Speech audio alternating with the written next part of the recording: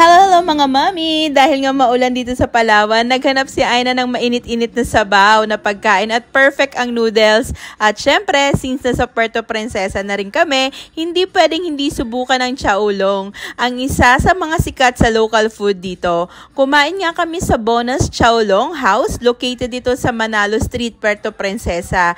Isa sa pinakakilala at matagal na chaulungan dito. Pagdating nga namin, ang daming tao, pang 16 kami sa waiting list. Pero worth it ang paghihintay. Ako, pork buto-buto with SBS, special beef stew. Ang sabaw, grabe, rich and flavorful. Si Aina naman at si Gas, pork buto-buto with noodles. Sabi nga ni Aina, parang glass noodles ang texture. Smooth, chewy, at perfect sa sabaw.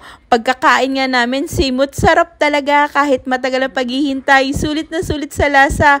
Kung nasa Palawan kayo or may balak pumunta, try nyo na rin tong Bonus Chaulong House. Perfect